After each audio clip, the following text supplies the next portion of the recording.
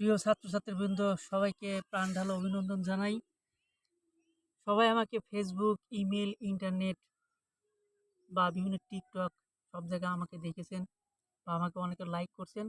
আজকে আমি যাদের বিষয়ে কথা বলবো, যারা এই বছর ২০২৪ সালে যারা এইচএসসি পরীক্ষা দিবেন, তাদের সম্পর্কে কথা বলবো। কাদের সম্পর্কে?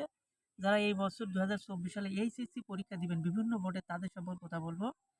আর সবার আগে আমার পরিচয়টা দেই, আমি Saddam, M A 5 star, Dhaka বিশ্ববিদ্যালয়, ঢাকা। আমি কলেজে যারা পড়ে তাদের বিষয়ে এই সমস্ত টপিকসগুলো দেবো। এই বছর আপনার এইচএসসি পরীক্ষা কিভাবে হবে এবং সিলেবাসটা কিরকম হবে, কিভাবে লিখলে পরীক্ষার নাম্বার পাবেন। প্রথমত এট ফার্স্ট আপনাকে পরিকল্পনা করতে হবে আপনি কোন বোর্ডের ছাত্র এবং আপনার সিলেবাস কি এবং কিভাবে আপনার পরীক্ষায় বেশি নাম্বার পাওয়া যায়, কোন সাজেশনটা বললে সবচেয়ে বেশি হবে এবং বিভিন্ন শিক্ষক, প্রক্টর এবং অন্যান্য বিভিন্ন বোর্ডে সম্পর্ক করবেন কিভাবে।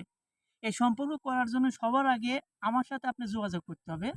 আমার সাথে যোগাযোগ করার জন্য এই নাম্বারটা আপনাদের কেয়ার করতে হবে। আমি যে নাম্বারটি স্ক্রিনে দেওয়া আছে, লক্ষ্য করুন। এই নাম্বারটা হচ্ছে আমার মোবাইল নাম্বার এবং হলো গিয়ে আমার বিকাশ নাম্বার, আমার নিজস্ব পার্সোনাল বিকাশ নাম্বার।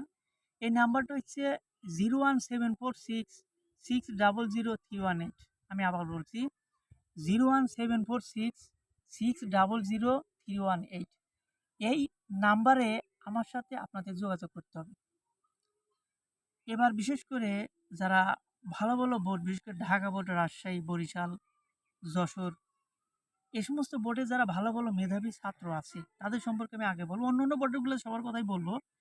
এবার বিশেষ করে যারা ঢাকা বোর্ড, রাজশাহী, বরিশাল, যশোর এবং কুমিল্লা বোর্ডে যারা যারা পরীক্ষা দিবেন তাদের বিষয়ে আমি আগে বলবো। আর আমি কোথায় থেকে বলছি? আমি সাদ্দাম, আমার বাড়ি রাজশাহী বিভাগ, পাবনা জেলা। আমি আমিনপুর থানা, মাসুন্দি এলাকা থেকে বলছি। আমাকে অনেকেই সারা বিশ্বে এবং বাংলাদেশে সবাই চেনে। এবার খুব তাড়াতাড়ি তোমাদের ইন্টারমিডিয়েট পরীক্ষা শুরু হচ্ছে। আর এই ইন্টারমিডিয়েট পরীক্ষার শুরু হওয়ার আগে তোমরা আগেই সবাই প্রস্তুতি নিয়েছো, বাংলাদেশ সব ছাত্রছাত্রী। আর বাংলাদেশ সব ছাত্রদের যেহেতু প্রস্তুতি নিয়েছো, তোমাদের প্রস্তুতি আরও বেশি বেশি করে এবং সুন্দর করে নিতে হবে।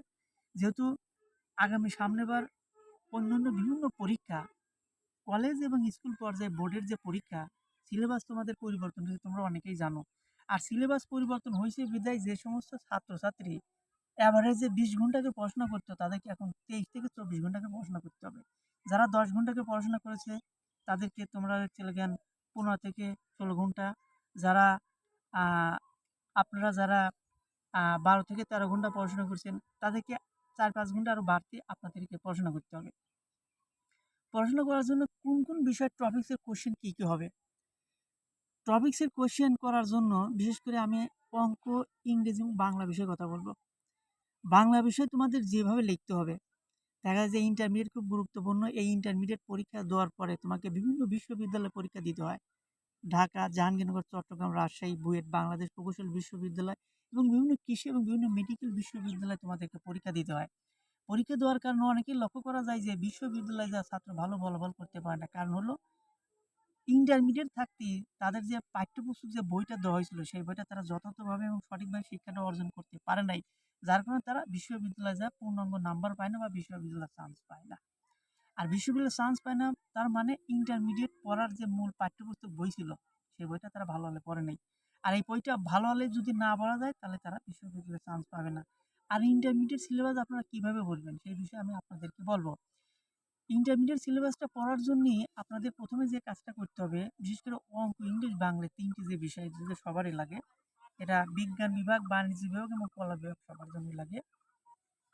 ইংলিশে আপনারা কিভাবে লিখবেন, বাংলায় কিভাবে লিখবেন এবং গণিত কিভাবে সলভ করবেন। বাংলায় লেখার ক্ষেত্রে আপনার যে বিষয়টা করতে হবে, প্রচুর পরিমাণ পড়ার প্রতি আপনার দক্ষতা আগে থাকতে হবে।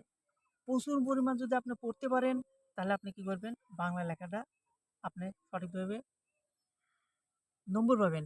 আর সঠিকভাবে নম্বর পাওয়ার জন্য আপনাকে এক্সাম ফিটনেস যেটা আছে, পরীক্ষার যে কৌশল, সেই কৌশল আপনাকে খুব ভালোভাবে জানতে হবে।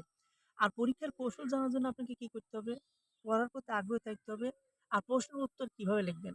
প্রশ্ন উত্তর লেখার জন্য আপনাকে যে প্রশ্ন লিখবেন প্রত্যেকটা প্রশ্ন ক, খ, গ বা স্থান বিশেষ ঘ ভাগ করা থাকে।